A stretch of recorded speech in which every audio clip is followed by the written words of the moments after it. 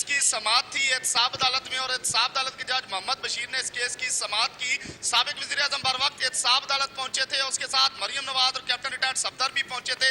बर वक्त इस केस की कार्रवाई शुरू हुई और JIT के सरबराह वाजिद ज़िया अदालत पहुंचे और उन्होंने अपना बयान रिकॉर्ड करवाना शुरू किया और उन्होंने बहुत सारे शवाहिद पेश किए, जबकि अमजद परवेज की तरफ से एतराज़ात भी उठाए जाते रहे। उसके बाद समाअत में वक्फा किया गया और वक्फे के बाद मियां मोहम्मद नवाज शरीफ को जाने की इजाजत भी दी गई और मियां मोहम्मद नवाज शरीफ ने एहतसाब अदालत के अंदर ही गैर रस्मी गुफ्तगू की, जिसमें उन्होंने कहा कि मेमो गेट स्कैंडल जो जरदारी पे बना था, मुझे उसका साथ नहीं देना चाहिए थे। आज उन्होंने ये भी एतराफ़ किया और मजीद उन्होंने नैब के कानून पे भी बात की और उन्होंने कहा कि मुशर्रफ जो है वो लोगों को मुक्के दिखाता था, आज वो खुद कहाँ बैठा हुआ है। वो कहता था कि बेनज़ीर और नवाज शरीफ को मुल्क में नहीं आने दूंगा, आज उसकी हालत देख लें। और दूसरा मजीद उन्होंने नैब के हवाले से कहा कि 2002 में डिक्टेटर का ये बनाया हुआ कानून है और सियासी लोगों की वफादारियां तब्दील करने के लिए और उन पे प्रेशर बढ़ाने के लिए ये कानून बनाया गया था।